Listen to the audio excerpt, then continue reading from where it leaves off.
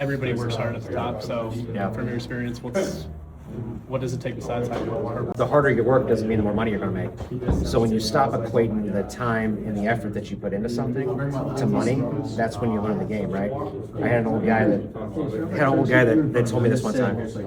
He said that he was managing a property for a guy, and the owner of that property came in and he said, "Listen, my electric budget is $40,000 for the year. Don't go over that." And he said, "Well, what do you want me to do? You want me to stand outside in the parking lot and make sure that people turn the lights off and do whatever?" He's like, "If that's what it takes, that's what you need to do." He's like, "Okay, now I understand it, right? Like, if you work 40 hours a week, but you don't hit that $40,000 budget I gave you, you're a failure.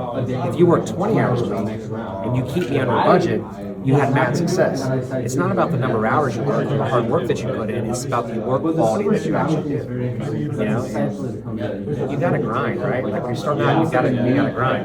It doesn't mean you're gonna make more money. You just gotta do the small moves. But when you make the small investments and you do the small things consistently that are very boring, that's what creates the massive results down the road. Okay.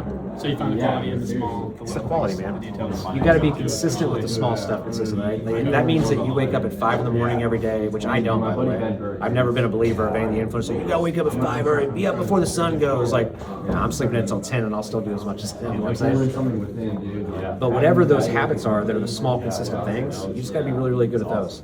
Because eventually the results are going to pay off. Okay. Where do you go to look to find quality in others to go back to the employee point, like about finding good people? Because it's all about the people. For me, I'm probably a little bit different, man. Like I'm a good judge of character. I'm a good read of people. And if you're a great leader, you're going to bring out the best in somebody right off the bat, right? Like me and Miles have been together for about a year and a half.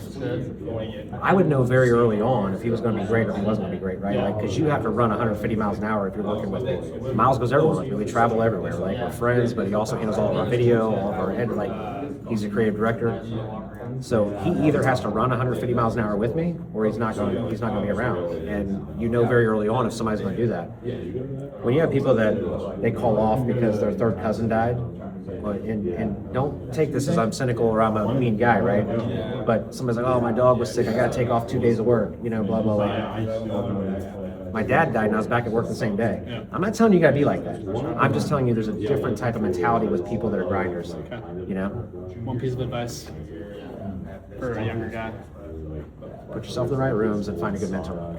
Thank you. For sure, man. Take care. You too, buddy.